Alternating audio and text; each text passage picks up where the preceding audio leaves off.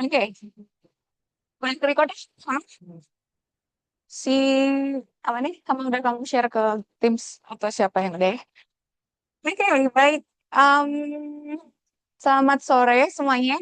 Kurang skip kursinya belum aja setengah semester sebentar kurang. Kalau ada di Jepang, satu orang enggak? Oke, jadi sih bahasa Indonesia. Menarik. Oke. Baik, baik. Terima kasih ya sudah berkunjung kembali. Ya, tadi mendengar kalian yang survei ya. Terus kayak berharap orang lain gitu ya. Oke. Oke. Orang lain apa lagi offline? Pikir lagi online. Ternyata baru tahu dari kak mereka jam 12 udah pulang kok. Elah, jam 12. Dengan notis sebenarnya saya. Dan saya bisa kesini on time. Ya, tapi anyway. Jadi hari ini kita akan melanjutkan ya, mapping kita berbicara yang terpenting mengenai keadaan apa namanya isu sosial, politik, budaya, dan arsitektur ya. Dan sehari ini seperti janji saya kita akan deliver. Kita akan bicara tentang apa nih namanya? Oke, atau filosofi. Yo, Dasar berpikir. dasar berpikir. Apalagi?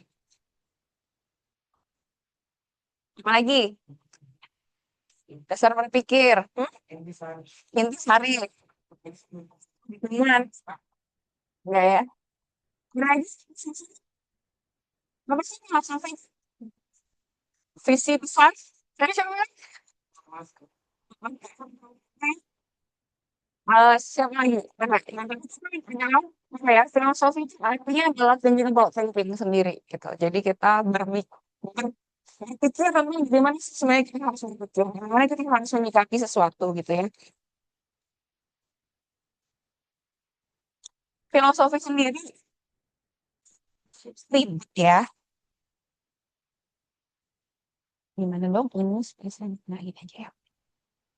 Jadi filosofi sendiri adalah berasal dari kata love of wisdom. Wisdom itu apa? Kebijaksanaan. Jadi pencarian suatu kebijaksanaan gitu ya. Ada yang bisa bantu saya baca? Boleh, Bu. Sana. Philosophy equals love of wisdom, seeking to understand fundamental truths about themselves, the world in which they live, and their relationships to the world and to each other. Perpetually engage in asking, answering, and arguing for their answers to life's most basic questions. Yes. Jadi ini adalah pencarian kebenaran. Jadi kamu berpikir mengenai pikiranmu sendiri, apakah kamu sudah melalui pathway to find the truth? Kemarin kita sudah bicara ya, bahwa truth itu tidak lagi singular kalau kita bicara tentang isu-isu seperti ini. Truth apa ya, yang kemarin si gajah itu, nah itu adalah suatu truth yang kita bisa logikakan dan easily understand bahwa truth itu menjadi sesuatu yang sangat subjektif pada beberapa hal. Gitu. Nah, saya tuh pernah juga ngomong sama orang ya bahwa truth itu satu. Orang yang melihatnya beda. Ya betul gitu. Cuman akhirnya ketika kita bicara pakai itu truth kebenaran, ya akhirnya kayak orang yang misalnya tinggal di kampung kumuh, dia memiliki truth di sekitar mereka ya beginilah kehidupan gitu. Sementara kalian misalnya yang beginilah sih ya beginilah kehidupan saya. Ini adalah kenyataan. Dan kenyataan itu nggak bisa kalian bandingkan gitu. Dimana kalian yang bermasalah adalah ketika kalian asserting value kalian ke orang-orang yang memiliki truth yang berbeda. Paham ya? Maksudnya, iya standar kita layaknya makan ya nasi, sayur, kayak nah, buat orang yang nggak punya duit, standar makan mereka itu cuma Indomie telur itu ya, alhamdulillah. Alhamdulillah gitu ya. Karena Indomie sama nasi doang gitu. Buat kamu bilang ini nggak sehat, karena kamu suka tahu standar sehat itu apa. Kalau buat mereka, mereka nggak punya standar sehat gitu. Karena standar mereka hanya bagaimana hanya untuk survive dan hidup. Nah, jadi ketika value yang berasal dari truth yang berbeda itu. Kan, nah itu yang bisa biasanya menjadi masalah. Kayak misalnya dulu zaman eh inget yang kemarin chaos ya demo-demo itu dimulai dengan anggota DPR yang mocking apa joget-joget itu dan bilang Syahroni sama yang satu lagi siapa yang kuya-kuya itu sebelah lagi bukan.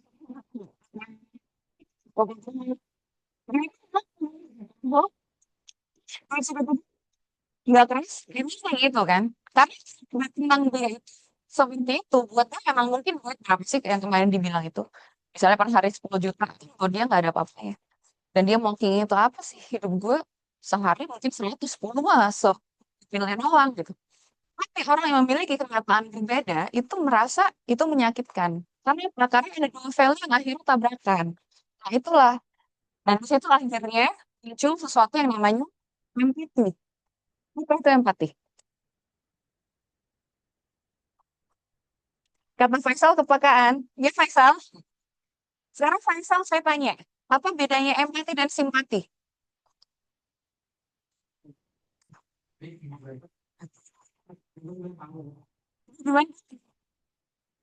Ini sama satu kelas ini yang bisa bisa memperkirakan kira-kira bedanya apa sih empati dan simpati? Simpati dirasakan kalau empati Gimana kalau empati? dirasakan. Simpati dirasakan.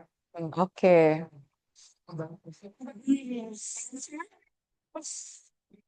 Nah, tapi dua-duanya bisa dirasakan, bisa dilakukan. Tapi bukan tentang diri dirasakan atau dirasakan. Yes, gimana? Bisa sih? Gimana?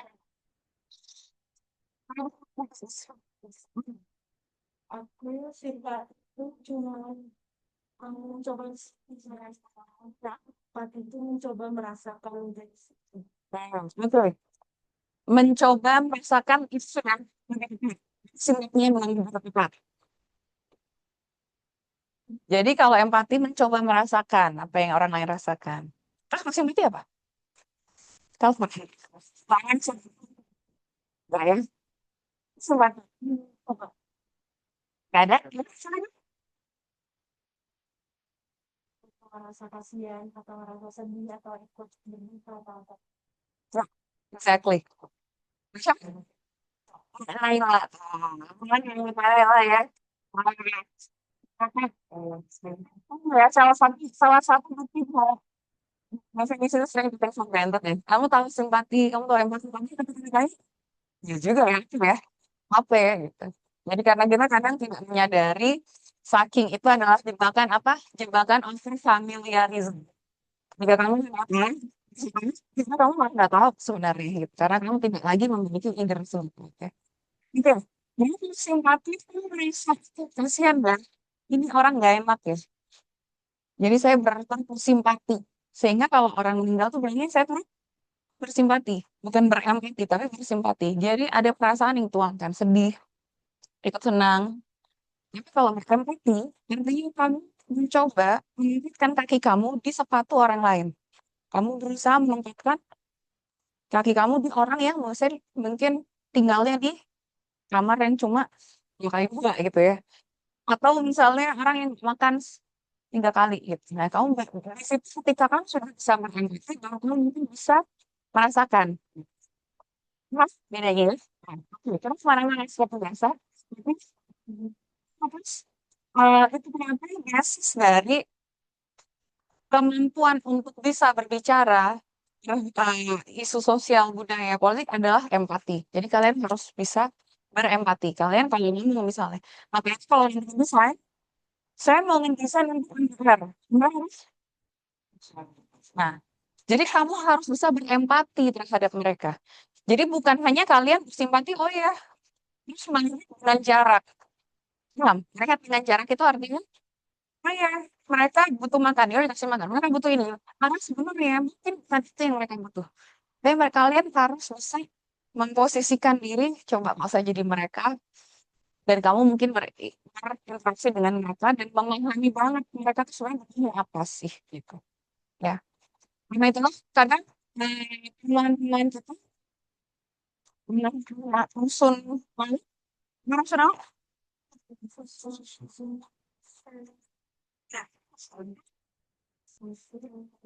Wah, saya kalau tsunami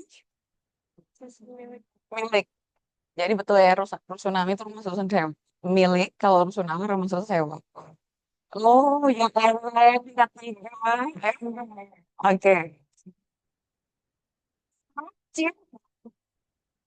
Nah, sekarang saya tanya, kalian, mereka tuh memiliki template, ya nggak sih?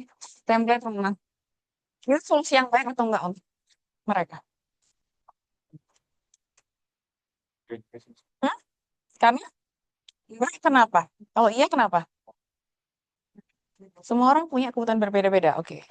Lalu gimana tentang rumah ketika rumah yang sama semua?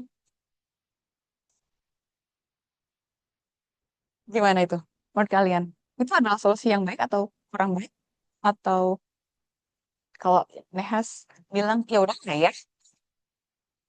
Kemarin yang kayak kalau satu nggak apa-apa gitu kan? Itu ada namanya postmodernis yang kayak gitu. Ingat, jadi yang lain kamu bilangnya kalau satu nggak apa-apa. Kalau ini nggak apa. Jadi, ya itu adalah sesuatu yang kita sering review ya. Saya juga pernah presentasi di sebuah conference. Saya mengkritisi kebijakan rumah susun gitu.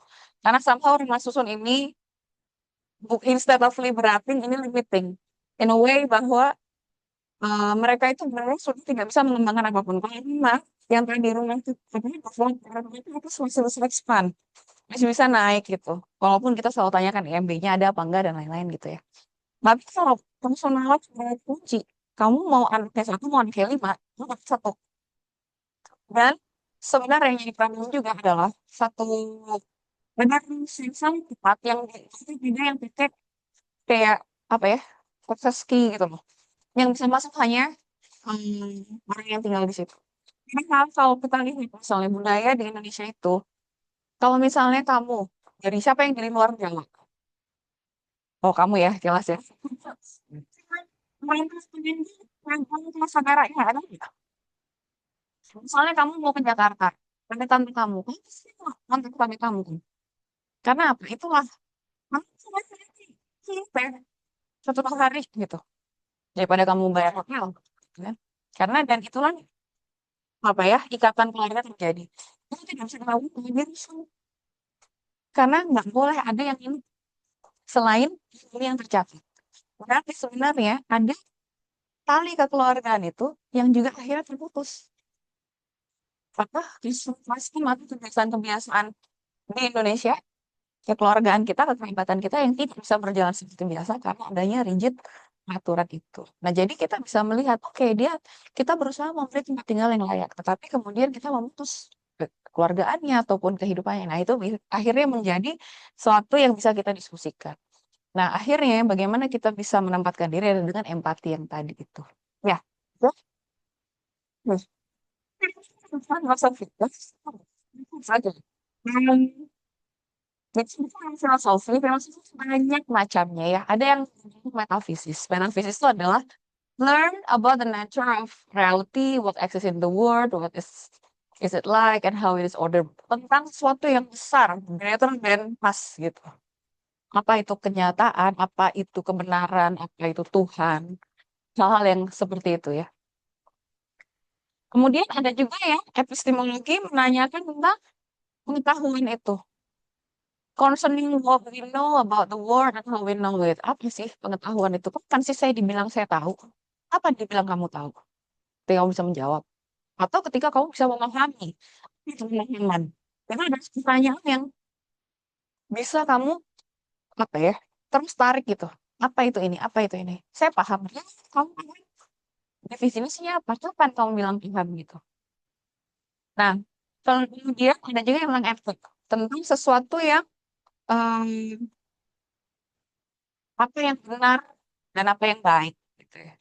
Apa itu kebaikan? Kapan desain kita dibilang baik untuk masyarakat? Kapan kita dibilang kita melakukan hal benar sebagai arsitek? Hal seperti itu. Itu adalah pertanyaan yang lebih ke arah filosofis ya.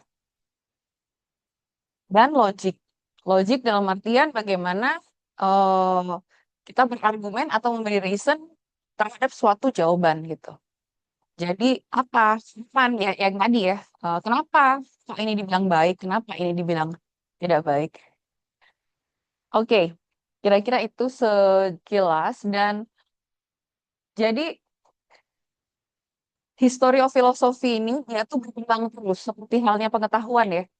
Karena the way we understand itu develop dan kita terus mempengaruhi kenyataan gitu ya.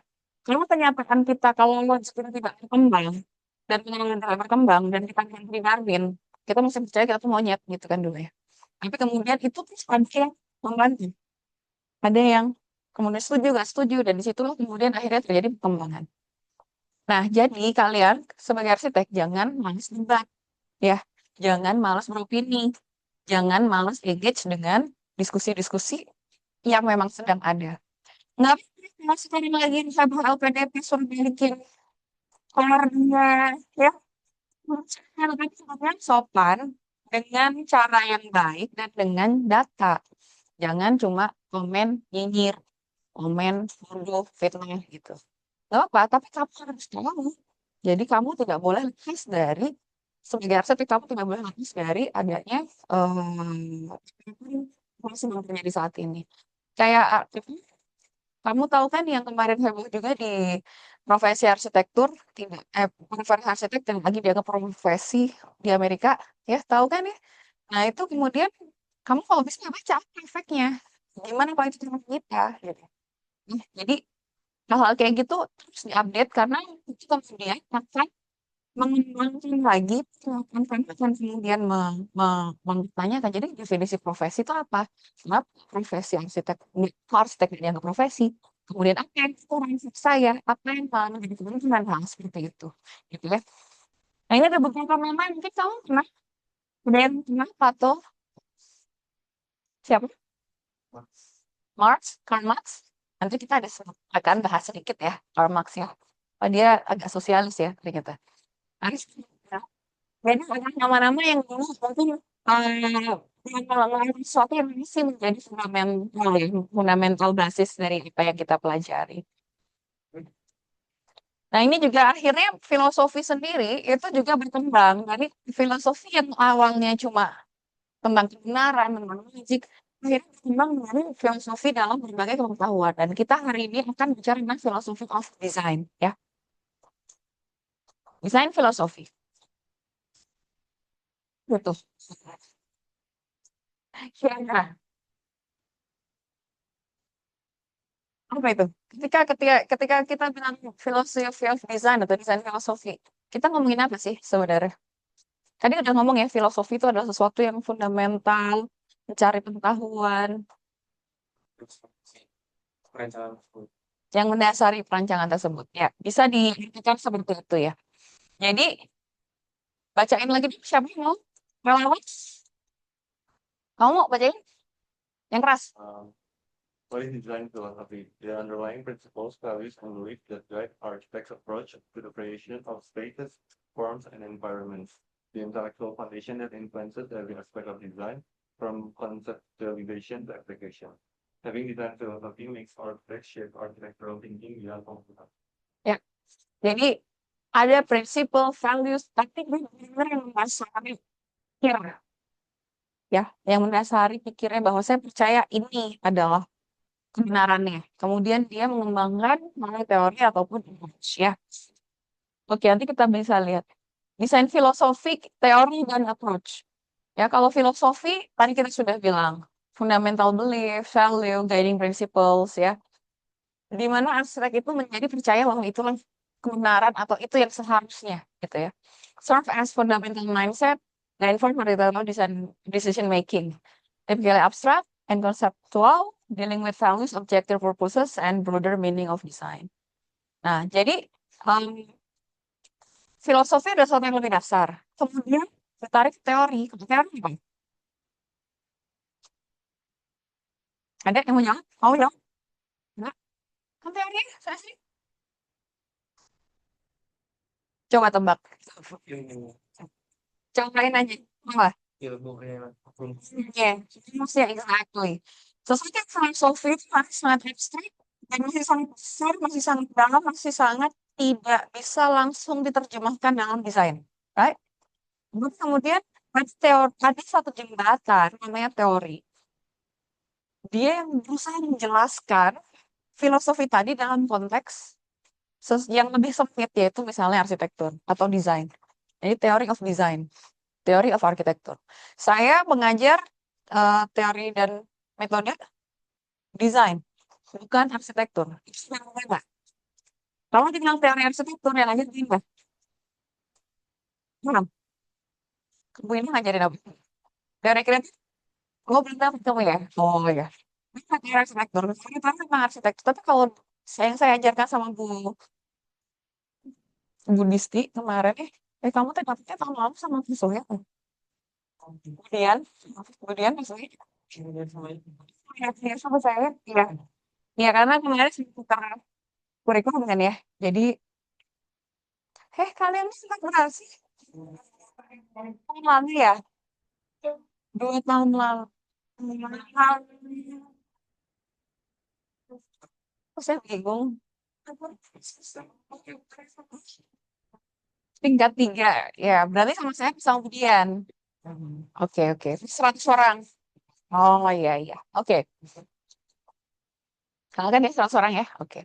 Nah, ketika itu saya mengajarkan theory of design. Kita bicara tentang apa? Tentang apa yang kita bicarakan kemarin?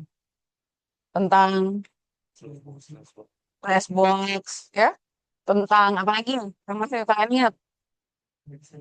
Hah? Design thinking. Tentang arsitektur itu desain.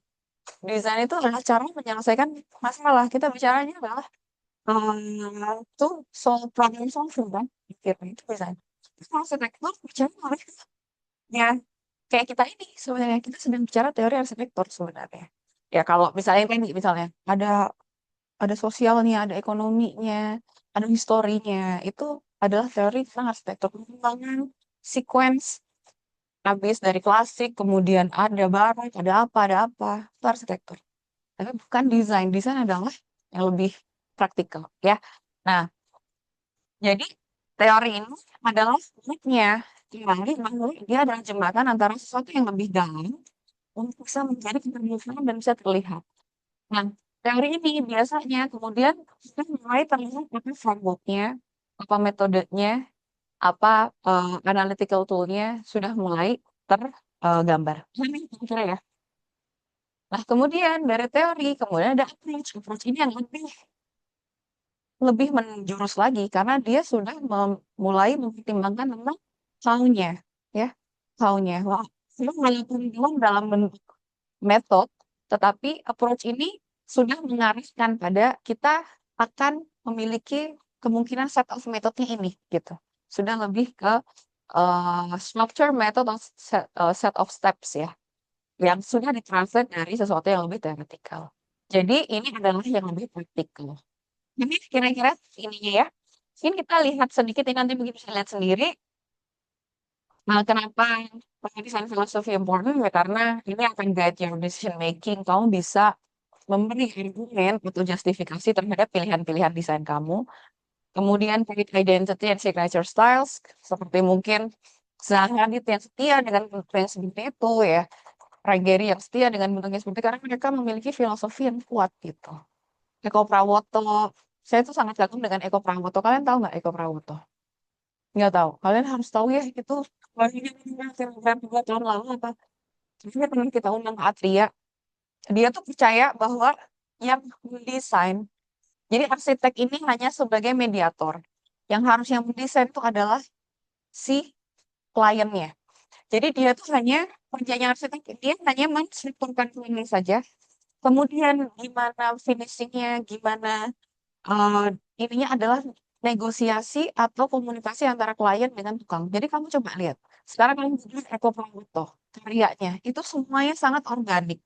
Karena bukan arsiteknya. Jadi arsitek itu tidak ingin muncul sebagai saya arsiteknya. Gitu. Ada yang agak ingin nggak? Rumah-rumahnya, gambar-gambarnya. Ya gimana? Sangat humble kan?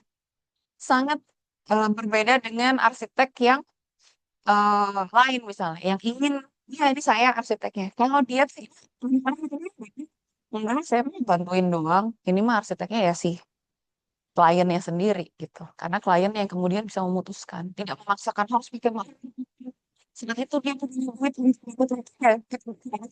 gitu. Nah, itu adalah suatu filosofi yang akhirnya mendasari cara pikir dia dan menjadi trademark dari arsiteknya sendiri.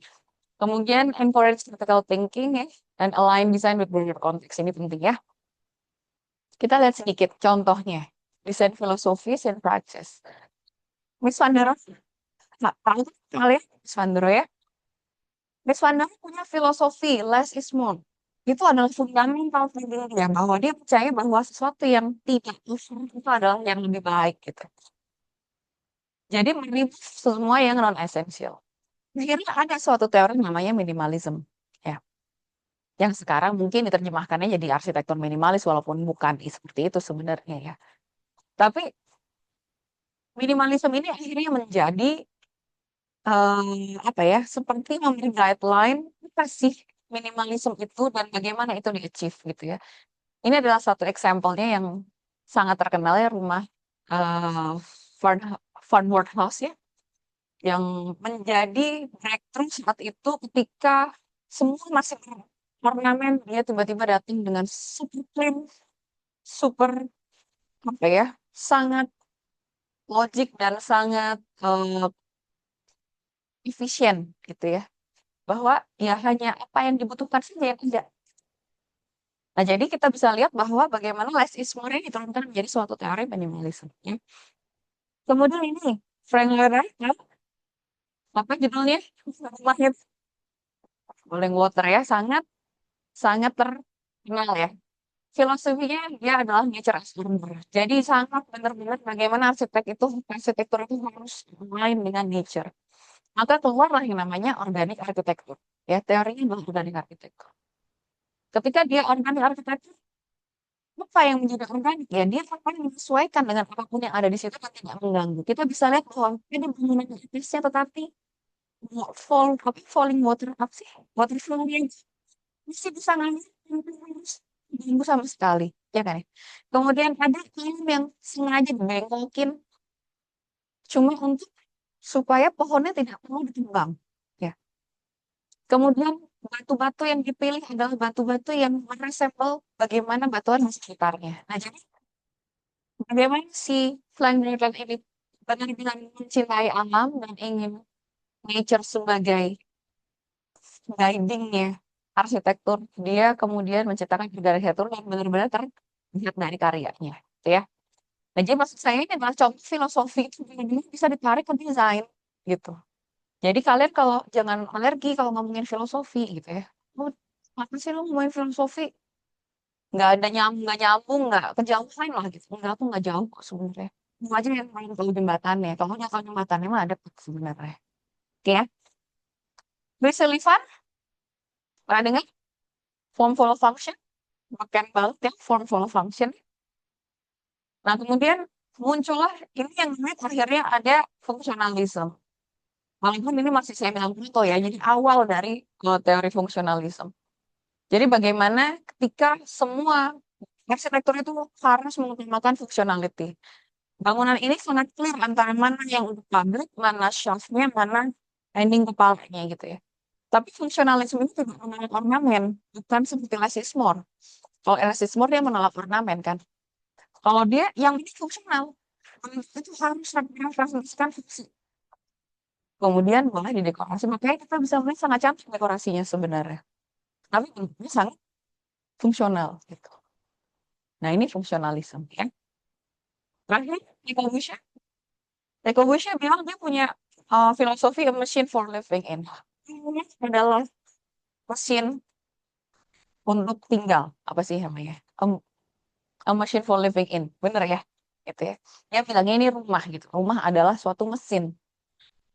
Nah, kemudian barulah dia mengeluarkan muncul yang namanya modernis rasionalis. Ini maksudnya a machine itu. Karena menurut dia rumah itu terdiri dari komponen-komponen yang komponennya itu sebenarnya bisa diulang. Ini punya modul, kamu bisa bikin modulnya. Jadi seperti pabrik, fabricated gitu.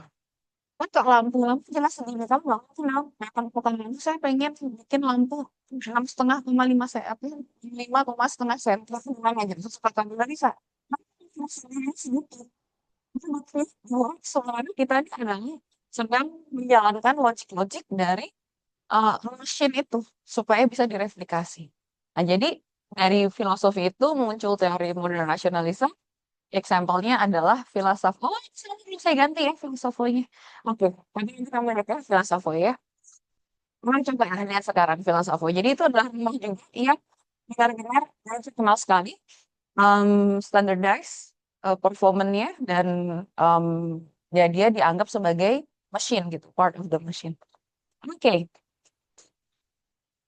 kamu harus mencari personal design filosofi kamu gitu ya, karena akan mereflect your core value, study influential philosophy, bagaimana caranya dengan kamu belajar tentang filosofi dan juga arsitek-arsitek yang kira-kira memiliki filosofi yang berbeda gitu.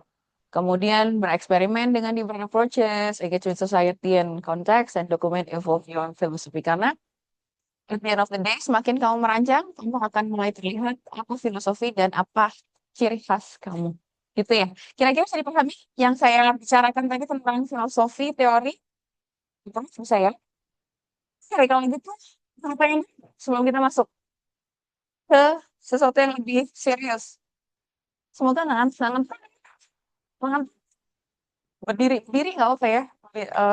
Keluar dulu kita buka. Karena ini agak berat gitu. Maksud saya nggak berat sih sebenarnya. Cuma mungkin bukan sesuatu yang familiar dibicarakan biasanya sama anak arsitektur. Kita akan bicara tentang utilitarianism. Terus saya ngomongnya utilitarianism. Udah pernah dengar belum? Belum. Utilitarianism adalah suatu filosofi. Filosofi yang mengutamakan kebahagiaan. Ya. Utilitarianism definisinya adalah philosophy of maximizing happiness. Ya, ini masuk ethical theory. That aims to produce the greatest amount of happiness or the least amount of suffering for the greatest number of people. Rooted in consequentialism.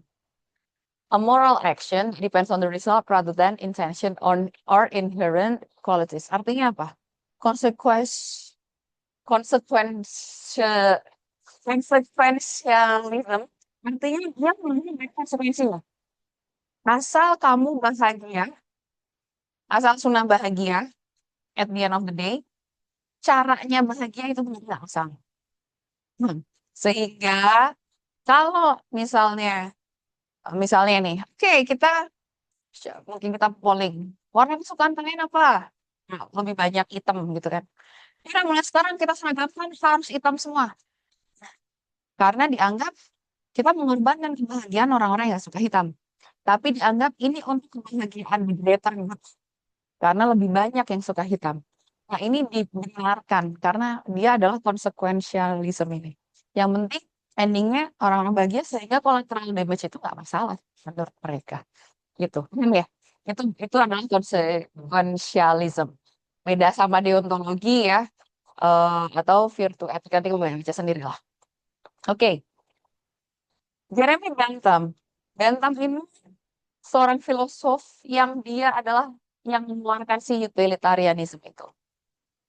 Jadi si Bentham ini keluar dengan ide bahwa menegakkan social reform using utilitarian principle. Jadi kita harus menerapkan prinsip-prinsip kebahagiaan pada semua hal gitu ya. Bahkan dia tuh introduce hedonic calculus untuk mengukur kebahagiaan. Jadi kemudian kebahagiaan itu bisa diukur gitu. Saking dia itu sangat mengukurkan kebahagiaan itu, kebahagiaan untuk masyarakat ya. Yang kemudian ini dilanjutkan setelah dia nggak ada, dilanjutkan oleh John Stuart Mill ya. Dia membedakan antara higher and lower pleasure gitu ya. Bahwa ada intellectual and moral pleasure itu lebih superior daripada physical pleasure. Nah, oke. Kita akan masuk pada key principle-nya. Jadi, prinsipalnya utilitarianism ini adalah greatest happiness principle ya. An action is morally right if it increases overall happiness and reduces pain. Happiness and suffering are the ultimate criteria for evaluating action. Jadi, ini adalah kriteria paling utama. Jadi termasuk juga mungkin arsitektur ya. Itu tuh yang penting dia bikin bahagia itu berarti berhasil gitu.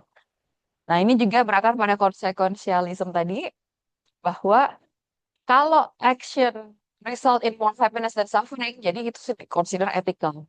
The intention behind the action is secondary, only the effect matter. Jadi bagaimana tujuannya yang penting endingnya yang dilihat gitu ya. Impartiality, utilitarianism does not prioritize any individual or over another. Everyone's happiness count equally.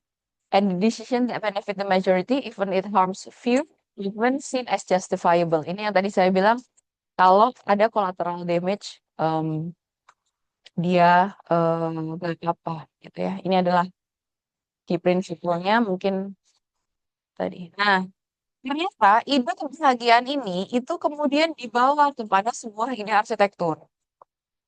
Ada yang pernah tahu apa itu kan optikon? Sangat keren loh di arsitektur. Gitu. Ini semua apa? Fungsinya apa? Untuk melihat semua orang. Ya, betul itu ya. Jadi optikon adalah sebuah arsitektur yang lahir dari ide bagaimana cara kita mendapatkan kebahagiaan awalnya. Nanti saya ceritakan ya. Jadi Jeremy Bentham ini mempropos sebuah model efficient prison. Jadi itu adalah sebuah prison. Dan as a moral and practical solution for problem of discipline in institution. Jadi bagaimana bisa mendisiplinkan orang, tapi tetap membuat orang itu bahagia. Intinya kayak gitu. To enable a single guard to observe all prisoners without them knowing whether they were being watched at any given time. Jadi dia mengurangi jumlah guard yang dibutuhkan, hanya satu pun bisa mengawasi semua. Tanpa orang yang diawasi itu tahu dia diawasi. Dengan harapannya dia tidak merasa diawasi. Jadi saat itu Bentham pikir ya, itu akan membawa kebahagiaan karena dia tidak merasa diawasi gitu kan ya. To be applied to other institution juga, bahkan ada aplikasi pada dicoba untuk beberapa apa namanya fungsi lain di mana surveillance menjadi penting. Jadi gimana kira-kira bentuknya panoptikon satu orang bisa melihat semua orang? Gimana? Tower dulu. Menara. Mhm. Terus si kalau misalnya penjara, si sel-selnya ngelilingin si tower tersebut. Oke. Oke. Itu adalah panoptikon betul ya.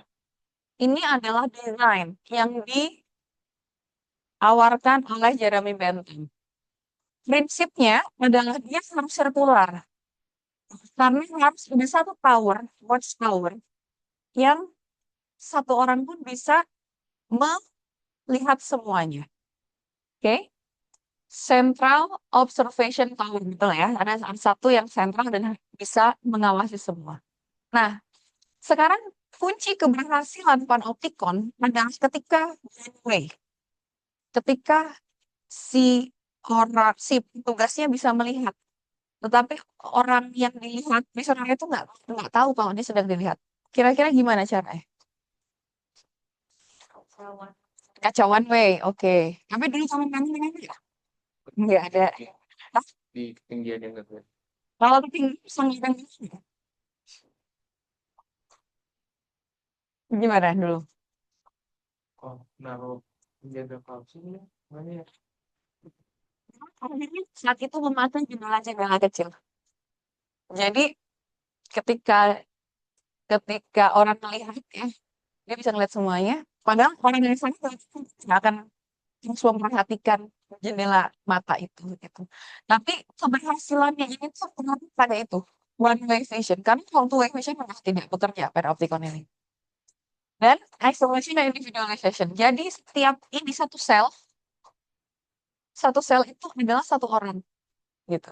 Jadi tidak boleh ada sel yang dua orang gitu. Karena tujuannya nanti kita lihat ya. Ini gambarnya ya, jadinya ya. Nah, jadi kamu lihat bahwa ada satu layer, dan ini adalah si kubikel-kubikelnya. Ada juga kaca-kacanya di sini. Ya, jadi prinsipnya juga adalah kenapa dia dibentuknya seperti ini supaya tidak ada tempat untuk jadi orangnya itu tidak bisa ada look atau apa yang dia terserah. Jadi benar-benar dia itu sebenarnya di surveillance bisa 24 jam 7 ya, tanpa dia sadari gitu. Itu sih sebenarnya tujuannya. Tujuan adalah ini functional system of surveillance dan itu disiplin ya. Gimana caranya disiplinnya? Self regulation. Karena prisoner nggak tahu kapan mereka dilihat, jadi mereka akan misbehave. Ya, karena kan kalau kamu kamu kalau tahu ngawasi misalnya petugas lagi ujian gitu kan, kamu tukang nyontek, ya suka nyontek misalnya. Begitu ada yang nungguin, ada yang lihat, that's Nehas. Kamu melihat apa? Ngawasi. Ini karena kamu ngawasi, kamu behave. Kayak gitu, kamu nggak boleh. Kayak dia.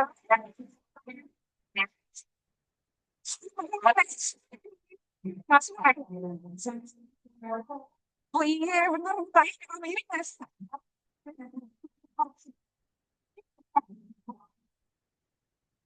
Enggak, ya. Saya ingin melihat kamu. Maksudnya, ini kelas ya. Setelah aku ini kan langsung melihat. Oke. Jadi, kayak tapi maksud saya ya, kalau misalnya kalau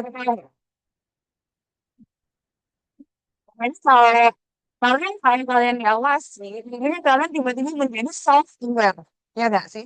Kalian akan kada sampai sendiri, bagaimana polisi? Kalau gitu ya, ada nih santak jadi nggak sampai itu kan menjadi self aware supaya kamu tidak menjadi salah satu yang terkondisi itu dan kemudian menjadi kena sanksi kan gitu ya. Nah, tujuannya adalah bagaimana rasa self awareness itu dan tiba-tiba self gitu ya, tiba-tiba sadar dan self itu bisa dipegang. Tidak hanya ketika diawasi, tetapi setiap hari dia merasa ada yang akan selalu mengawasi. Itulah tujuan dari si pembentukan ini. Cost efektif, ya cost efektif karena hanya ada cuma satu petugas udah bisa ngawasin semuanya gitu, atau mungkin hanya beberapa petugas gitu ya, tidak harus sebanyak itu. Dan ini adalah bentuk social engineering yang menurut Bentham mengajarkan self discipline dan kontrol gitu. Karena Bentham tuh ingin listeners itu juga belajar untuk mengontrol diri. Jangan sampai kalau sudah keluar dari dia kembali ke masyarakat. Jadi kalau dia udah terbiasa mengontrol diri, kan dia kemudian di masyarakat juga bisa behaving, ya kan ya? Itu tujuannya. Baik nggak sebenarnya tujuannya? Baik ya. Jadi kalian setuju nggak dengan paham ekonomi? Oke, kita lanjutkan ya.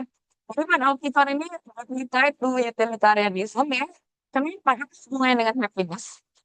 Karena dianggapnya sama-sama happy. Kami happy karena ada efisiensi ya. Reducing need for multiple supervisor. Kemudian present juga harus di self behave tanpa harus dipukulin, tanpa harus belajar sama sipir. Dia sudah bisa self behave. Kemudian cost efektif. Jadi masyarakat juga happy, duit pajaknya nggak dibuat habis buat ngurusin prisoner. Jadi semua happy, guardnya happy, prisonernya happy, nggak digebukin, masyarakat happy, duitnya nggak habis gitu ya. Intinya seperti itu. Kemudian minimizing suffering by reducing physical punishment. Jadi menghilangkan penderitaan ya, karena dianggap lebih humanis gitu. Kemudian performing prisoner for social good ya. Jadi prison itu dianggap sebagai rehabilitation center daripada punishment. Karena mereka prisoner akan merasa dilihat sewaktu-waktu, maka mereka sudah belajar untuk bisa ikut aturan gitu. Jadi ini dianggap merupakan cara yang baik untuk eh, untuk suatu model dari prisoner itu ya. Nah, kemudian ternyata ada seorang yang namanya Foucault. Tahu Foucault? Kalian harus tahu ya, Foucault ini adalah orang yang sangat influensial terutama di ilmu sosial politik. Hukum. Kamu ada sama anak hukum? Ada yang pacaran anak hukum? Anak politik? Hah? Gak ada? Main jangan sampai gitu. Gitu. Sama-sama tanyakan yang ini. Anak sos. Ini adalah buku wajibnya untuk baca ya. Jadi dia ini meletakkan fondasi-fondasi mengenai power gitu. Kayak sekarang ada anak kelas saya, tahu David ya? David itu lagi bicara tentang power gitu, dan dia lagi pakai Foucault. Jadi ya kalian perkenalkan saja ya hal-hal kayak gini gitu. Jadi dia itu bicara tentang power, ya, knowledge, surveillance, discipline, dan power operates beyond direct operation and forces. Jadi power itu bukan berarti hanya yang ketika saya nangkepin itu berarti saya asserting power over kamu gitu. Tapi ketika saya di sini bertanggung jawab sebagai dosen dan mahasiswa itu sudah menjadi power yang berbeda. Itu kenapa kalau kita bicara tentang misalnya kekerasan apa ada power relations ya kan, power imbalance, ada power abuse itu karena status saya saja sebagai dosen itu sudah menjadi lebih powerful daripada mahasiswa. Gitu. Tidak harus power yang kita tonjok-tonjokkan saya powerful. Harus yang seperti itu. Dia jadi bilang bahwa power itu sebenarnya beyond dari apa yang physical gitu. Shaping human behavior and social norm through discipline and surveillance. Maksudnya power is connected to knowledge. Jadi kalau saya lebih tahu, saya tuh bisa menjadi lebih powerful. Karena itu kenapa data pribadi itu menjadi sesuatu yang sensitif. Ya kan? Kenapa kalau itu dikasih ke Amerika kita kontrak misalnya? Karena kalau mereka tahu data pribadi kita, itu mereka bisa melakukan apapun dengan itu. Seperti misalnya AI, kita scroll ini apa yang berhenti sebentar aja tiba-tiba bikin semua kan.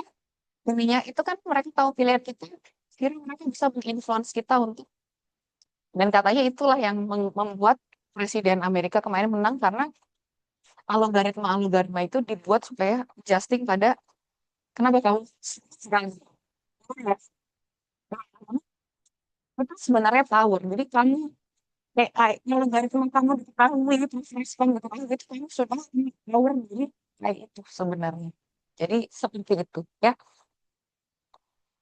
Oke. Nah, Foucault dalam bukunya yang sangat beken ini yang saya yakin kamu nggak tahu ya. Grand Punch. Nggak tahu. Oke, nanti katanya dibaca ya. The Burn of the Prison. Dia literally mengkritik panoptikon. Panoptikon yang kemudian dianggap sebagai model ideal dari sebuah prison, ternyata menurut Foucault ini sangat salah gitu.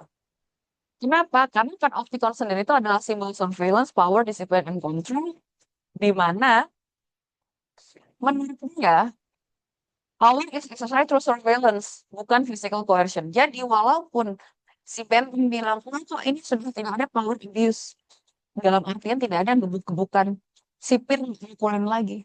Tapi dia bilang, kamu bisa melihat dan orang tidak bisa melihat kamu, itu sudah menjadi power imbalance. Paham? Kalau ada kalau ada CCTV di sini, orang yang ada di balik layar CCTV itu bisa tahu kamu, sekarang kamu nggak bisa lihat dia. Itu sudah merupakan dia lebih powerful daripada kamu sebenarnya. Paham ya? Nah, jadi shifting dari external forces to internal control. Ya, continuous surveillance create norms of behavior leading to self-police action, betul. Tetapi um, power in people in power define what's normal and abnormal using surveillance to enforce compliance in will subject to constant observation regulate their behavior, embodying mechanism without needing direct enforcement. Jadi ini dia bisa menjelaskan bahwa itulah apa namanya kerja dari surveillance itu bahwa dia membuat orang itu jadi self-regulated ya. Nah cuman menurut dia kan itu bukan sistem of happiness tapi sistem oppression. Karena surveillance based happiness is illusion. Karena people obey out of fear, bukan out of freedom.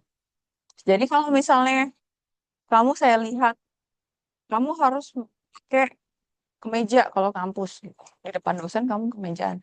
Itu nggak ada dosen, bukan berarti kamu juga akan masih melakukan kan. Karena dianggap si Foucault ini, kalau kamu tuh melakukan atas surveillance, itu adalah masih atas paksaan, bukan atas your own will gitu loh.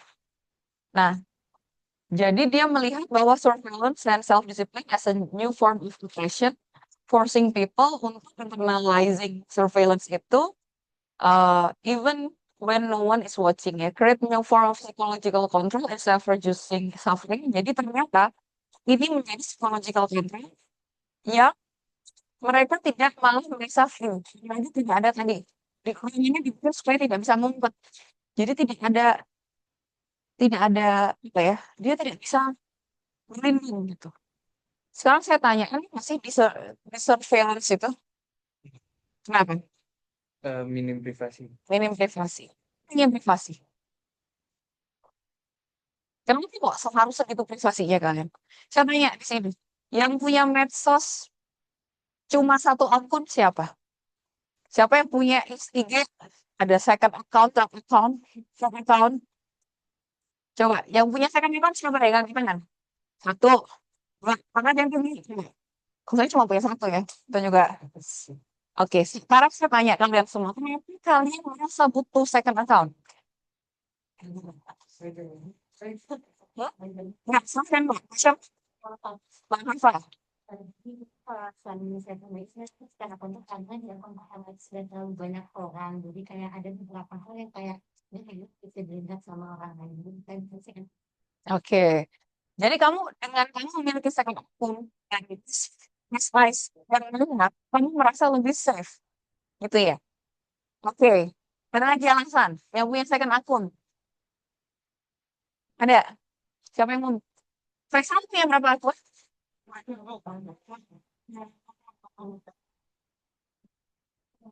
Punya second account.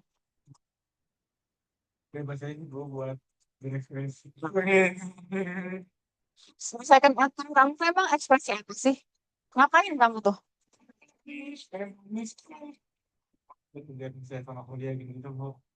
Ya sih.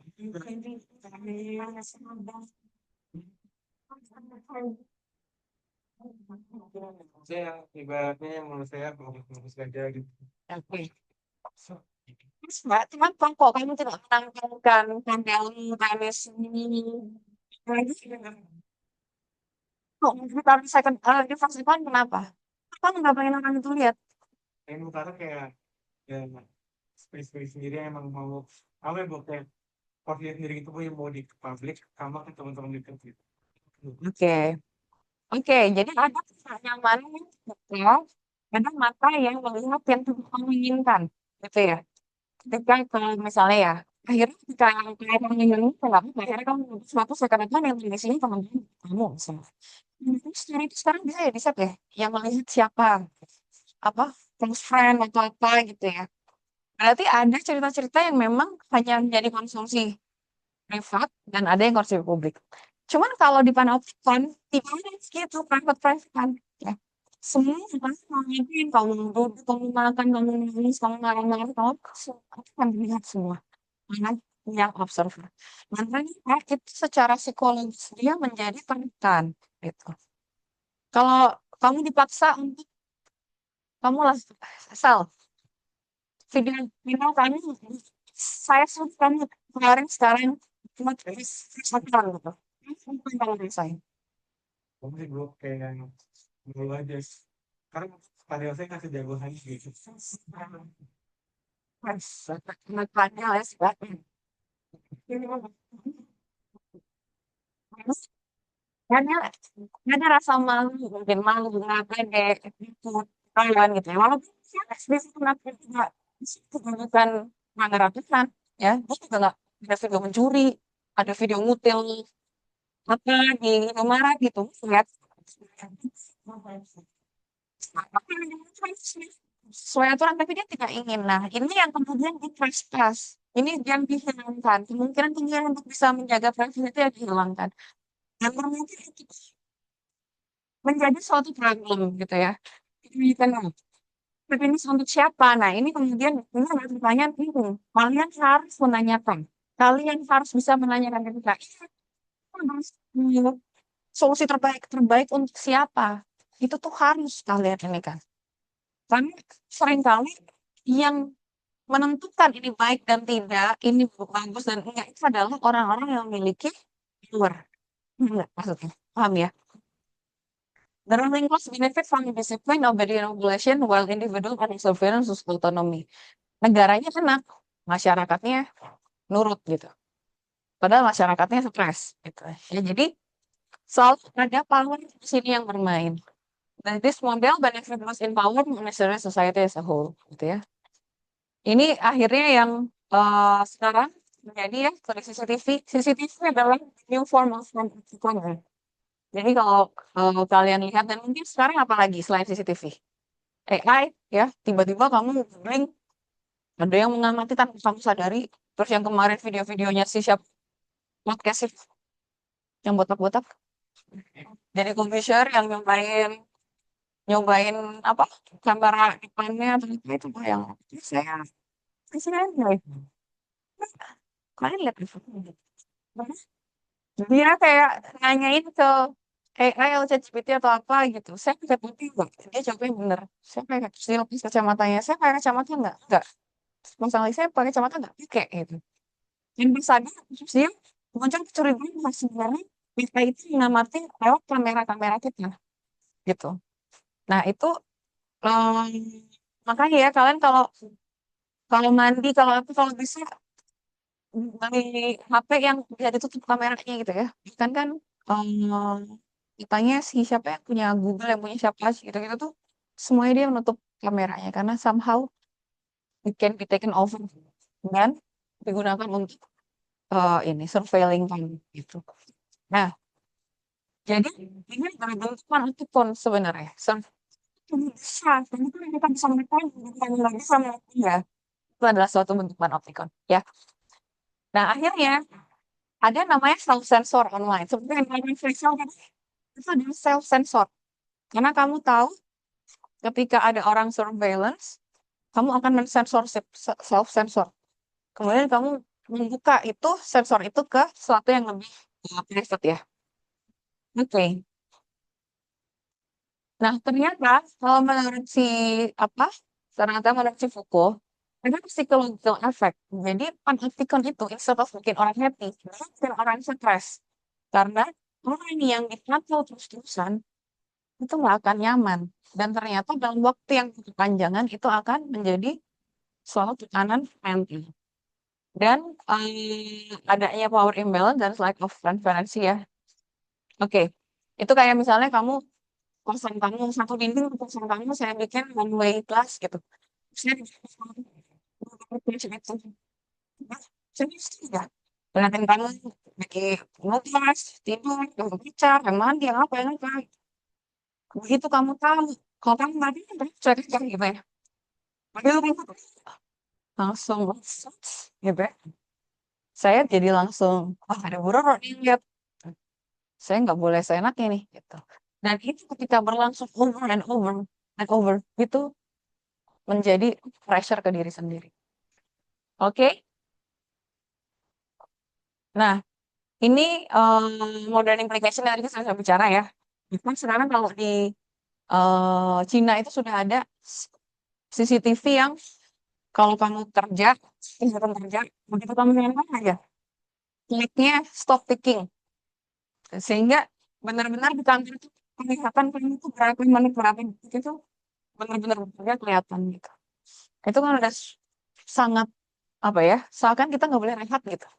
Kita nyadar dikit aja udah dianggap nggak kerja gitu. Itu sangat tidak manusiawi sebenarnya. Oke, ini adalah detail bahwa itu sudah benar-benar pernah dibangun. Ya, jadi yang tadi filosofi tentang kebahagiaan benar-benar ada bentuknya loh dalam arsitektur. Tuh, jadi yang tadi dibilang filosofi itu jauh, enggak, aku nggak jauh-jauh amat gitu. Dan ini adalah bentuk panopticon nih kalau kalian lihat, ini semuanya ya. semuanya benar-benar selalu dikasih jendela karena dia tidak ada sudut mati gitu loh. Sehingga dia ngapain semuanya kelihatan, orangnya kelihatan, benar-benar menjadi transparan gitu. Kayak kamu ada pakai kaca gitu. Dan lihat ininya ya, dia akhirnya ada lubang-lubang segitu itu kan belum bisa one way glass. Jadi ada lubang-lubang di mana si orangnya tuh bisa mengintip tanpa ketahuan bahwa dia tuh sedang mengamati gitu. Ini ada Presidio Modelo di Kuba ya. Nah ini yang dulu, ini sekarang sudah tidak digunakan. Ini bahkan di area-area bersamanya pun masih ada surveillance di tengah ya. Jadi memang semua modelnya menjadi circle-circle barel-barel seperti ini. Jadi memang dulu ini juga penjara-penjara ini kenapa akhirnya semua tutup? Karena terbukti bahwa setelah beberapa tahun listener-nya semuanya stres, sakit mental gitu. Jadi yang tadinya menjadi sesuatu yang untuk memperbaiki sikap malah membuat orang menjadi gangguan mental ya. Karena itulah dianggap gagal dan ditutup. Ada lagi, Stateville Correctional Center. Dibilangnya Correctional Center ya. Nah, jadi seperti biasa barel-barel dengan apa namanya? Orang yang bisa mengawasi ya. Nah, ini dulu pernah benar-benar dipakai. Kemudian Millbank Prison di London. Cantik nih sebenarnya bentuknya ya. Kalau kalian lihat kayak bunga gitu. Jadi dia bentuknya bukan barang lagi tetapi dimodifikasi. Seperti prinsipnya sama, masih dengan watchtower dan area yang diawasi. Ya. Nah, semua tadi ini tuh semuanya ditutup karena ternyata semuanya terbukti bahwa memberikan efek buruk pada si prisonernya. Nah, jadinya yang ini membenarkan apa yang diklaim sama Foucault bahwa surveillance itu tidak melulu baik. Tujuan awal yang baiknya si Bentham tidak tercapai, ya. Pada akhirnya, Bentham sadar. Bentham bilang bahwa, oh, saya baru ternyata yang saya ciptakan, yang saya desain untuk kebahagiaan ternyata malah menjadi sebaliknya. Menjadi tools for oppression. Akhirnya, dia sendiri itu saya jadi anti panoptikon. Dia sendiri menolak idenya sendiri gitu. Dan dia apa namanya mengakui bahwa transparency holds power to account ya. Jadi transparansi itu kedua orang ini itu menjadi sesuatu yang penting untuk power balance. Menariknya ketika mungkin kamu bisa lihat googling ya Bentham eh, apa namanya mayatnya. Mayatnya itu di uh, Windows machine. yang di kelas Kevin itu. Jadi dia ditaruh di sebuah coffin yang bening, transparan gitu. Diawetkan dan itu menandakan bahwa you can now see me gitu. Saya sekarang embracing transparansi bahkan ketika saya nggak ada pun you can still see me gitu. Jadi dia sudah opus dengan ide bahwa satu arah ke satu arahan itu baik. Jadi dia break sendiri gitu. Oke, kira-kira contoh ini adalah salah satu. Kamu sebenarnya lagi saya masih ada ya? Oke. Oke, kita cepat saja. Marxism and Lefebvre. Saya paling nggak bisa ngomongin nih. Lefebvre, ya. Lefebvre. Saya tuh pernah dengar namanya Lefebvre, tapi saya nggak ngerti. Dan special pride nih ya. Tadi ada yang fans Marxism, siapa tadi?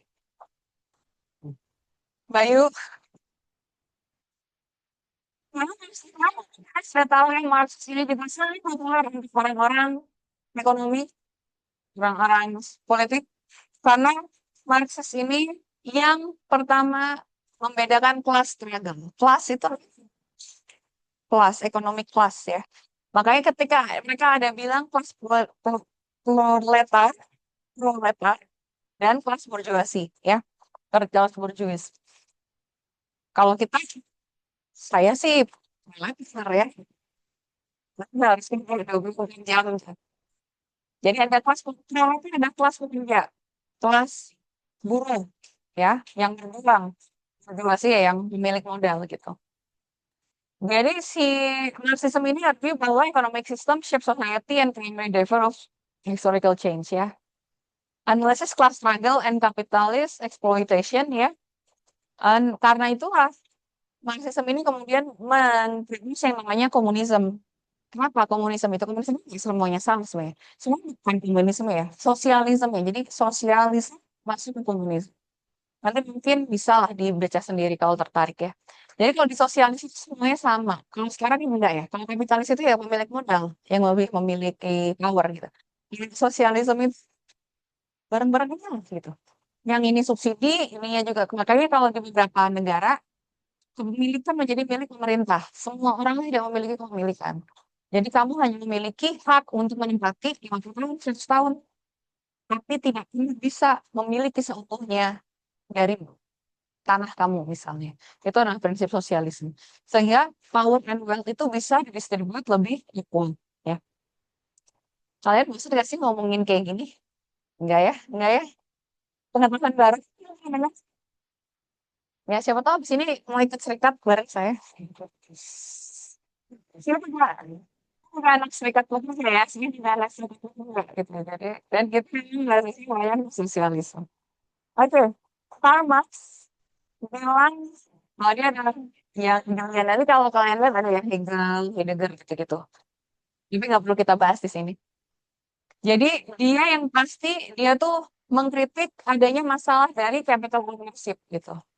Karena dia bilang bahwa class class difference ini menciptakan tirani. Tirani. Jadi pemilik modal seperti saat ini ya, pemilik modal itu keuntungannya berkali lipat karena pekerja buruhnya bayar UMR gitu. Jadi ini adalah sesuatu yang mungkin kita bisa lihat di masyarakat kita saat ini ya. Nah, Karl Marx kemudian mendadak dia diteruskan oleh Frederick Engels ya. Dia sama ininya view-nya bahwa ini sosialis juga gitu ya. He believed that the development of society is materially determined mainly by productive forces. Dan private ownership itu akhirnya membuat suatu social segregation. Ada perbedaan sosial ya dari yang kaya dan yang miskin. Pernah dengar istilah ya yang kaya, yang miskin makin miskin. Nah, itu adalah sesuatu yang dia kritik gitu. Kenapa bisa ada sistem yang membuat yang kaya makin kaya, yang miskin gitu? Kenapa tidak malah membuat yang miskin bisa naik gitu kehidupannya? Oke, nah kemudian dari ini tadi kan sebagai filosofinya ya, filosofi seperti itu, Marxism. Nah, Henry Lefebvre ini juga seorang Marxis gitu. Dia benar-benar dia mengingat bahwa ada kekuatan power of sosial, ekonomi, politik dalam suatu ruang. Ruang yang tadinya dibilang steril, ruang ruang kotak, ukuran segini, materialnya apa? Itu seakan cara berpikir orang-orang kemarin tipe berapa yang kayak gitu. Ruang, ukuran segini, warnanya apa, materialnya apa. Tipe berapa? Namanya? Positif ya, positivis. Nah, dia tuh berusaha membangun ide bahwa ruang itu juga bisa menjadi sesuatu yang socially, economically, historically constructed. Nah, jadi dia kemudian membedakan ruang itu bisa diartikan berbeda dalam satu waktu gitu. Ini dia menulis sebuah buku yang juga sangat terkenal. Kayaknya dia pakai juga buku tesisnya Kak Beka deh, ya nggak sih? Coba aja deh. Tinggal ya jurnal kita ya buat ini ya. Karena ya saya nulis jurnalnya sama Kak Beka ya. Dan sudah dipublish. Nanti bisa di-googling. Nanti sih boleh. Gimana itu kan kita bicara tentang production of PD ke apa namanya ke Nusantara. Nah, ini Dia bicara tentang the proportion of space, bahwa space apapun bentuknya itu selalu di-shape dan diproduce by social, political, economic forces. Jadi tidak lagi kita bicara space, dinding, lantai, tembok, jendela, tidak lagi. Kita bicara space sebagai space yang ditentukan oleh sosial, di mana kalian berinteraksi, political, saya sebagai dosen, kamu sebagai ini, ada power yang berbeda gitu. Ekonomik gitu ya. Gimana fasilitas di sini, gimana perbedaan kalian, baju kalian berapa mahal, ya, itu menjadi sesuatu diskusi dalam space gitu. Jadi space menurut dia bukan background lagi gitu. Tapi a product of human action, ideology, and power. One of the most influential work in urban studies ya, ini buku ini gitu.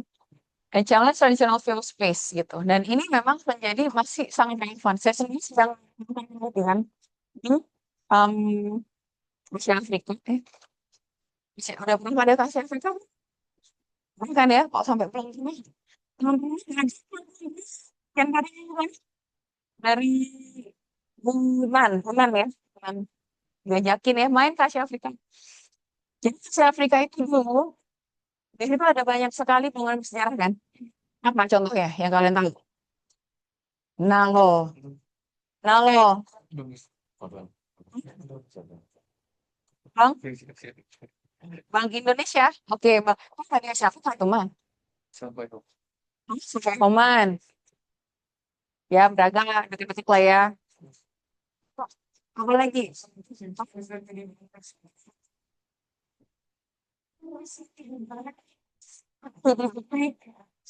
Siapa? Dan Bandung. Bandung yang akan diciptakan Bandung itu. Ketika aku sedang disenang gitu ya. Tapi itu videonya itu siapa? Oh, saya nggak nonton di mana. Hmm.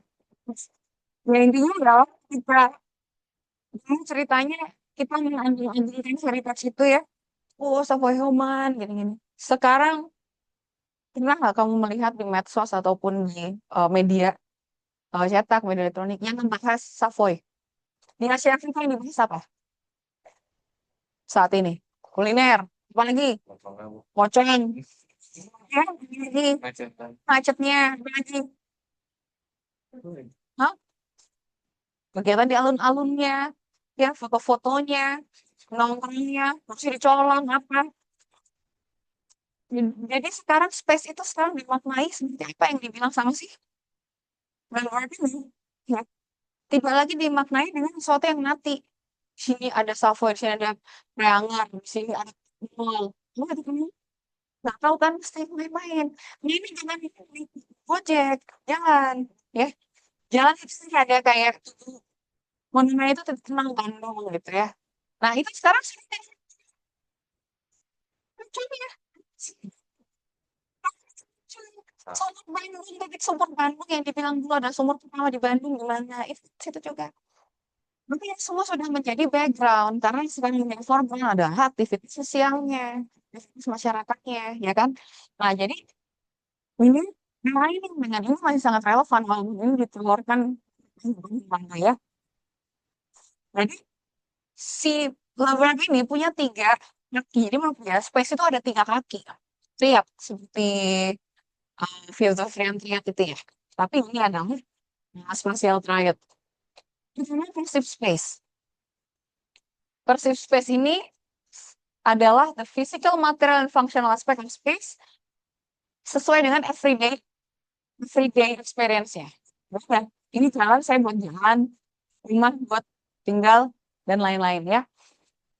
Kemudian ada yang namanya conceived space. Ada yang namanya conceived space. Conceived space adalah apa yang sebenarnya ditujukan. Jadi si pemerintah membuat trotoar yang besar di Asia Afrika, bayangkan itu menjadi tempat jurik-jurik setan-setan.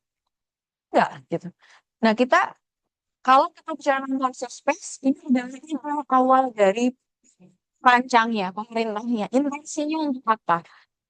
Ya, jadi ini adalah space menurut planner, arsitek, policy maker, Mungkin yang dari planologi ya, dia juga bilang apa?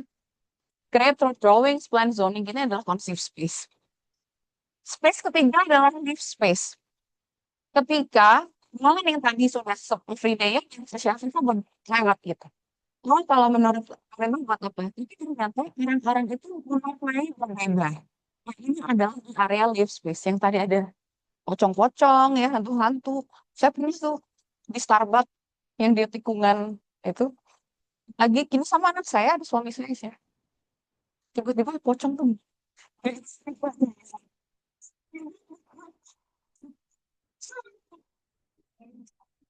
Karena memang saya dilihat pocong. Monggo gitu ya. Emang experience berbeda ya. Tapi free space gitu. Jadi satu jalan Asia Afrika yang memang cuma segitu doang itu ternyata memiliki banyak makna. Dan makna yang paling vibrant adalah di space ini ketika masyarakat menginjak apa yang namanya pemahaman emosional, pemahaman culture, pemahaman sosial ke dalam si space itu sendiri. Ya, jadi kalau ada festival, tiba-tiba orang datang ke situ untuk apa? Kemudian ada yang kuliner, tiba-tiba untuk apa? Nah, ini adalah daily space ya. Ini mungkin nanti bisa dibaca sendiri ya. Nah, take away-nya adalah space is not netral. Jadi kalian jangan pernah bilang bahwa yang kalian buat, yang arsitektur yang kalian buat itu netral. Arsitektur yang kalian buat atau space yang kalian buat itu selalu ada aspek politik, ekonomi, sosial ya.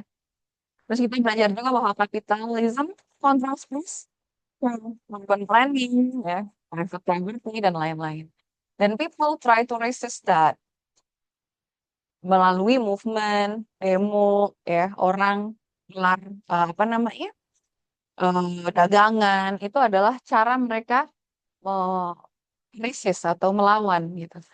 Urban planning is ideological ya, and kita harus prioritize human needs. Oke, kita lanjut ya. Ini ada contoh-contoh saja ya. Mas tahu highlight? Wah, wah, wah. Yang dari Perak tahu highlight? Pernah baca? Nggak pernah juga. Wah, wah. Ini kenal sekali ya, kalian harus tahu. Ini adalah salah satu contoh urban apa ya istilahnya ya?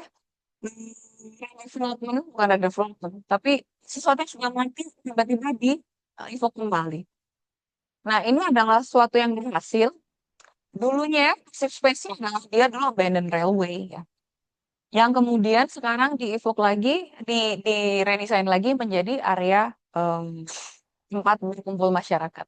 Bahkan menjadi destinasi wisata ini di New York. Nanti kalau ke New York main, ya. Amin ya.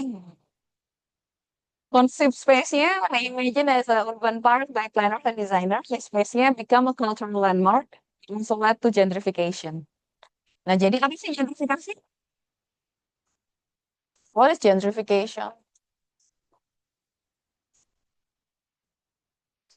Mhm. Pergeseran ya, bukan hanya pergeseran ya, apa lagi?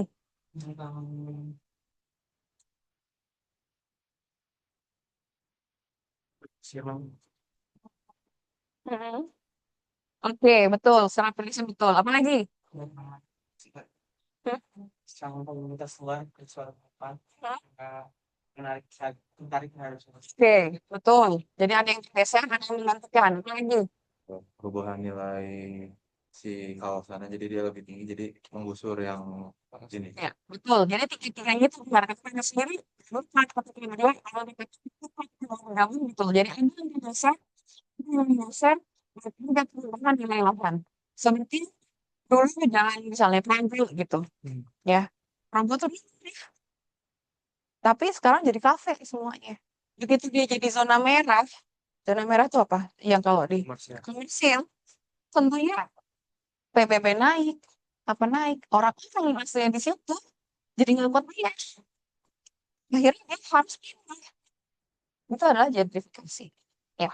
Nah, jadi yang tadi kan kita melihat, oh ini adalah abandoned ini, ramai, sekarang digunakan untuk masyarakat. Ternyata ada efek lainnya. Di space-nya kita bisa melihat ada gentrifikasi gitu ya. Buat orang di sekitar ini menjadi sangat mahal. Tapi yang di sini, misalnya, apartemen di sini yang dulunya murah, karena sebelumnya cuma railway, karena habis kan, dan kemudian abandon, dan pemandangannya jelek. Tiba-tiba kayak gini, dia menjadi melonjak harganya. Ya kan? Kebayang ya? Nah, jadi orang-orang yang dulunya di situ, gara-gara ini naik, saya harus pindah. Itu adalah gentrifikasi. Ya, kita lihat bahwa ini adalah dulunya dari ini nih, sudah nggak dipakai. Nah, sampai akhirnya dia mengadakan sayembara. Ini hasil sayembaranya. Ada yang bilang ini buat taman, ada yang bilang ini planning. Akhirnya ada ternyata nggak pakai baju. Karena pasarnya ada pasar. Kan, pertanyaannya, waterfall, bangun sendiri di bawah, terus macam-macam. Ini revitalisasi menggunakan kembali struktur yang sudah ada karena sayang itu kan mahal dulu bikinnya ya. Oke, tapi akhirnya dibangun seperti ini. Ini menjadi area yang kayaknya ya. Kenapa?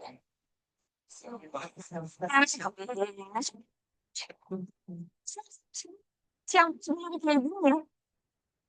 Nah, cuma ini menjadi apa namanya kantor-kantor banyak ya yang di sekitarnya. Dari kantor-kantor itu seringkali kalau makan siang mereka ke sini, mereka merokok di sini gitu. Jadi digunakan oleh orang-orang di sekitarnya.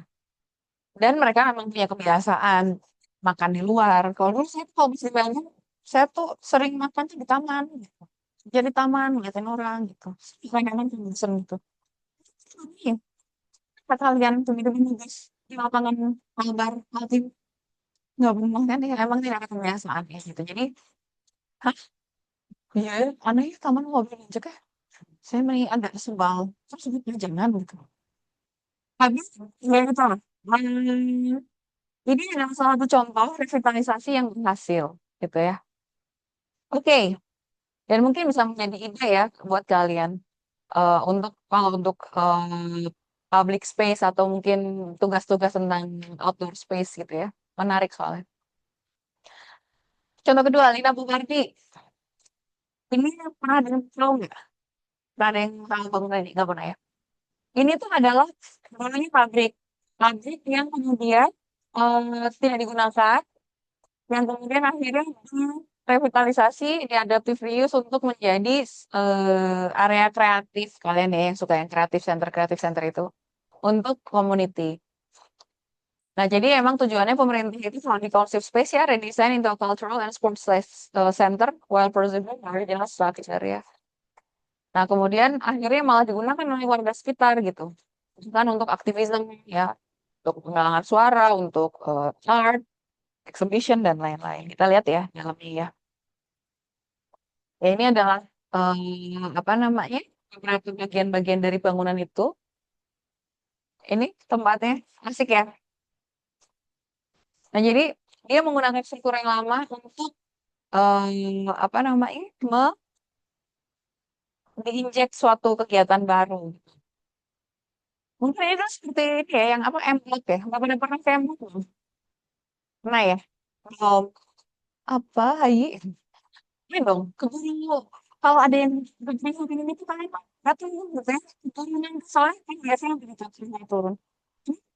Mirip apa yang dilakukan, ingin mengadaptif reuse ya untuk bangunan-bangunan lama ya.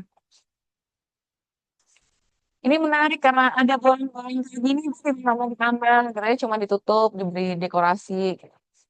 Jadi benar-benar brut ya, atau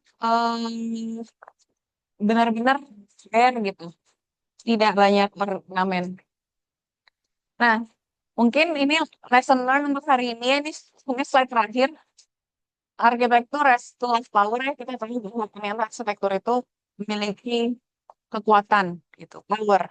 Jadi jangan pernah bicara bahwa arsitektur itu steril. Tidak ada arsitektur yang steril. Kita ternyata kalian dulu siapa? Presiden pertama kita Soekarno yang seorang apa? Teknik sipil.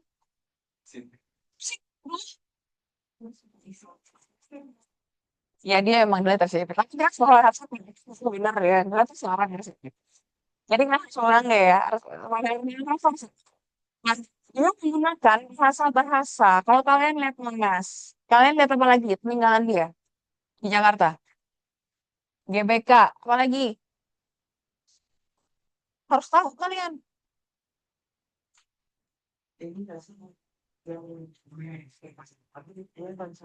Terus, apa lagi? Bundaran HI, apa lagi? Hah? Nah, kayak orang Jakarta mana ini ya? Iya, orang peninggalan parah-parah.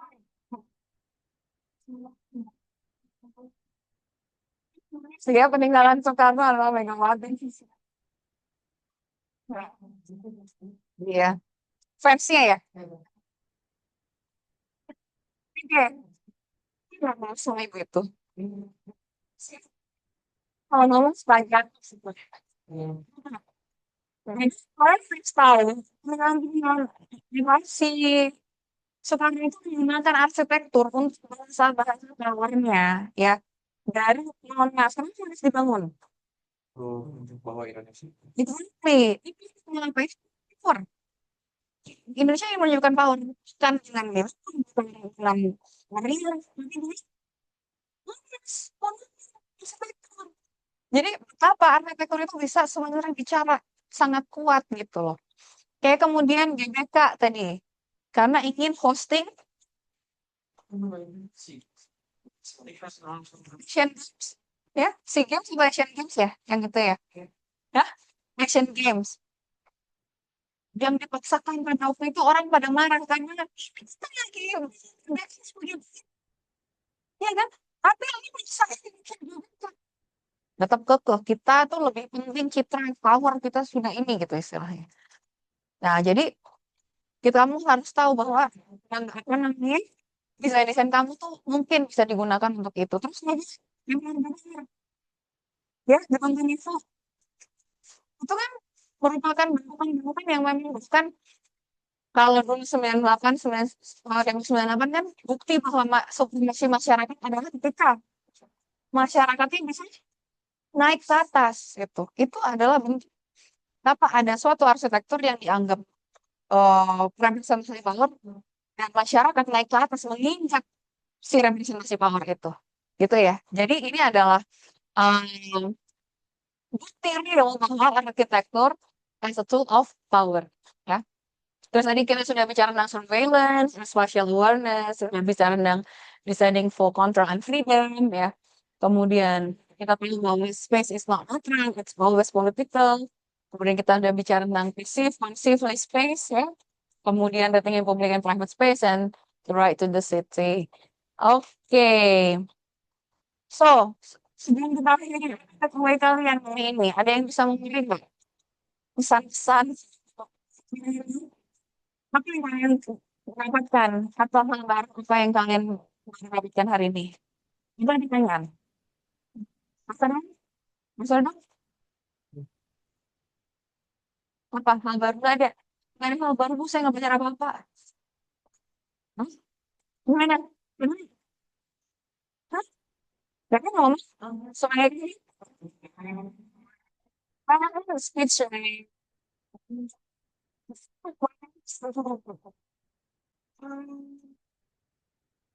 Dan saya mungkin hari ini belajar gimana sebenarnya satu kepercayaan seorang perancang itu bisa mempengaruhi gimana orang-orang di sekitarnya bertindak dari apa yang dia rancang.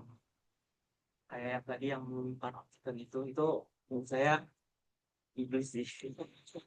Jadi kayak itu gimana walaupun pada akhirnya Ben Surya mengakui bahwa dia salah, which is good, tapi pada akhirnya tuh kayak bener-bener menghasilkan banyak masalah dan pengakuan kesalahannya pun karena memang udah fatal itu gitu kesalahan.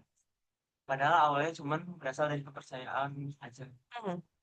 Bahwa arsitektur percaya bahwa this is yang terbaik gitu ya.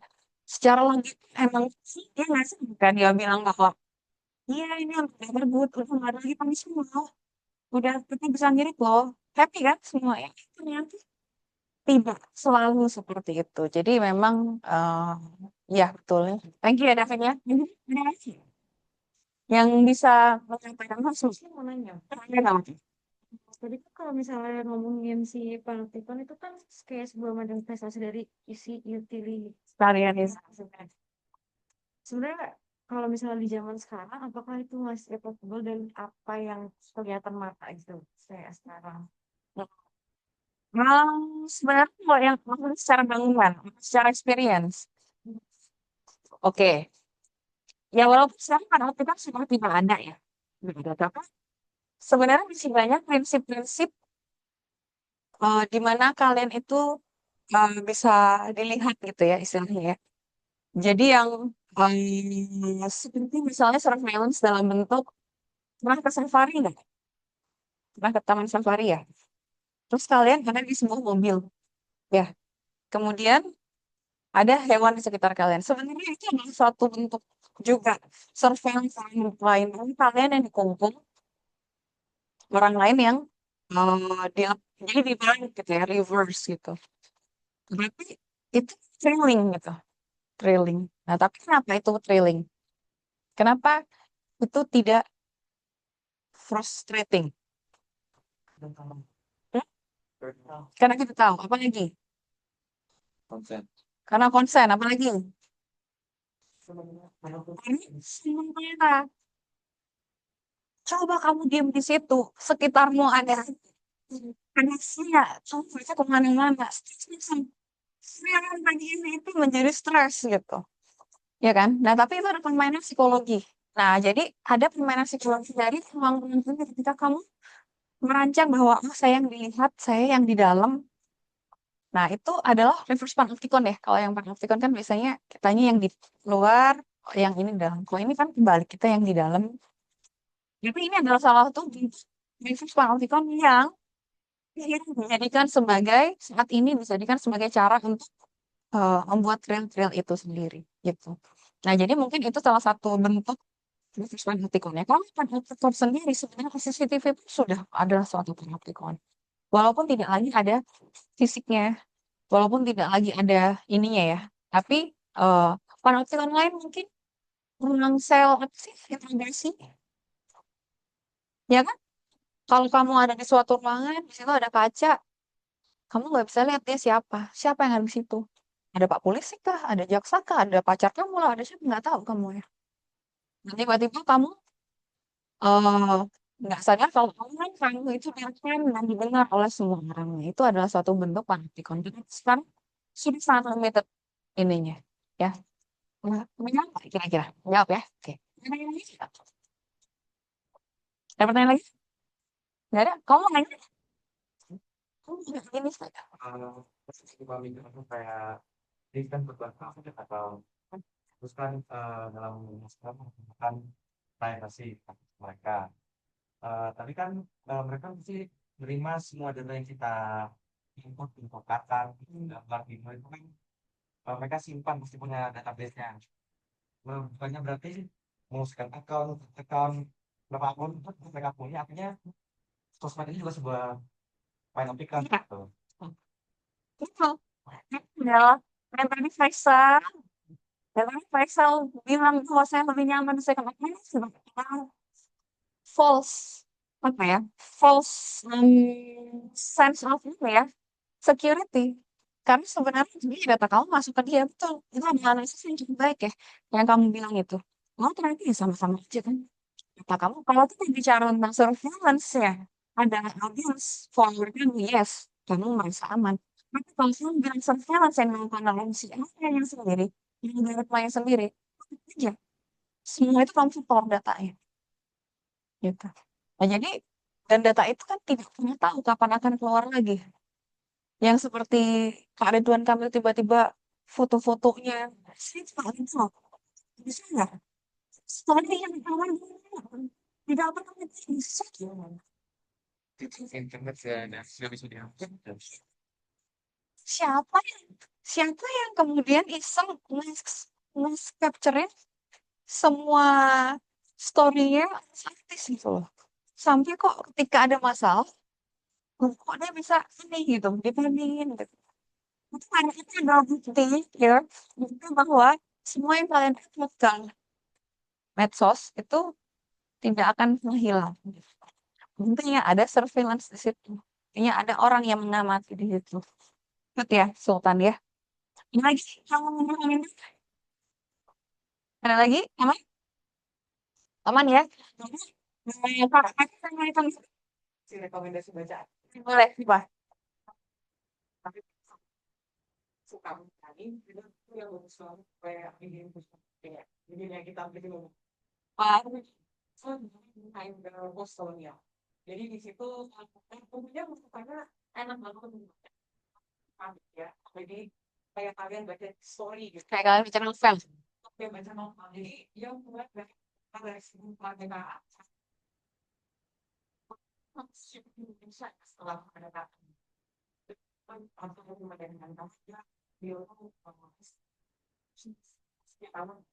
Sejauh arsitektur. jadi kalau kalian tertarik kita kan apa dalam konteks sebagai saya itu macam dia. Ya, saya setuju. Orang yang humble banget. Saya udah ketemu berapa kali.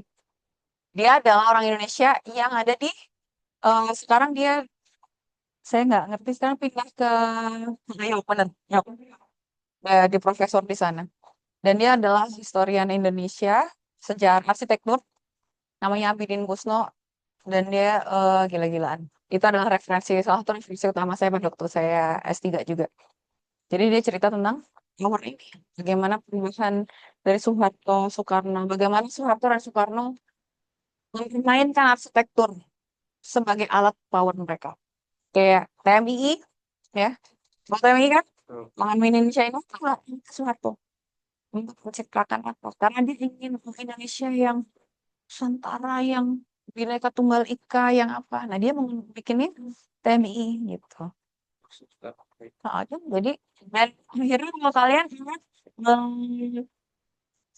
apa siapa yang dari Unan mana sih Padang nah itu sebagai contoh Bagaimana sahabat saksi berjalan yang mana dari Polda yang ada apa itu Sabtu kantor ini isinya boncong.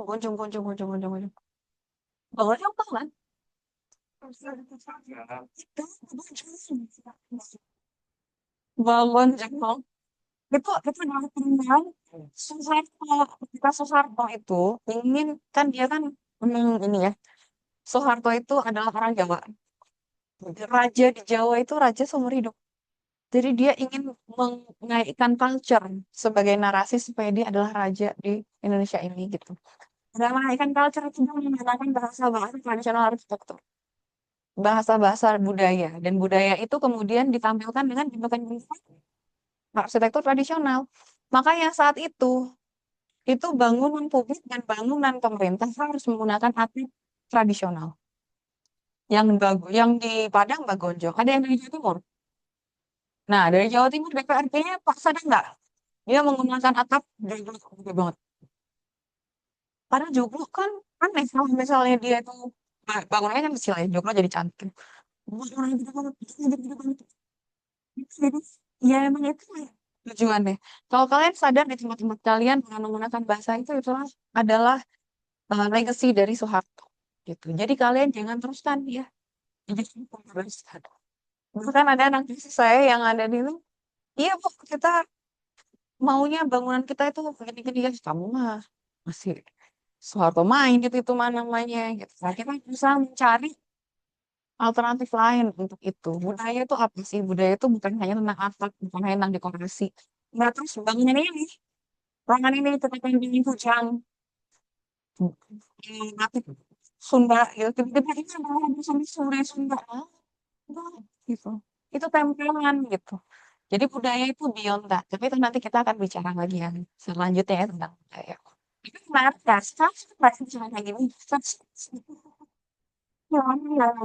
Struktur dan lain-lain. Jadi menurut saya lebih menarik untuk diskusikan dibicarakan karena bukti nyata bukti sering kan orang tidak sadar gitu, bahwa ya nggak sih, bahwa ini tuh masalah gitu. Stop. Punya sudah. Sini sih Bungkus ada sih, ambilin Gus Lo. Kalau nggak saya juga punya Ansep juga. Satu tipe. Apa ya? Bukan, oh.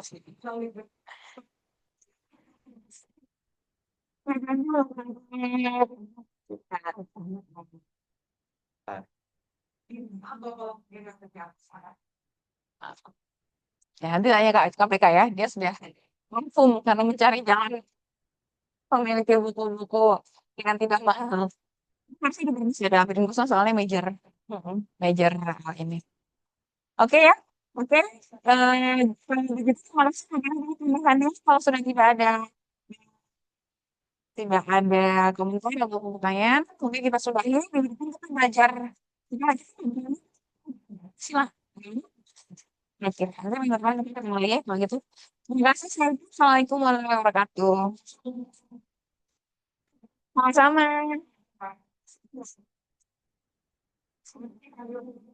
Mereka sama mereka ya.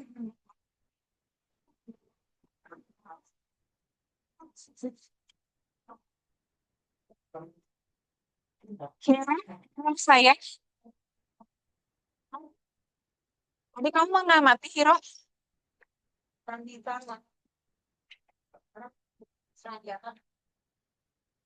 Dari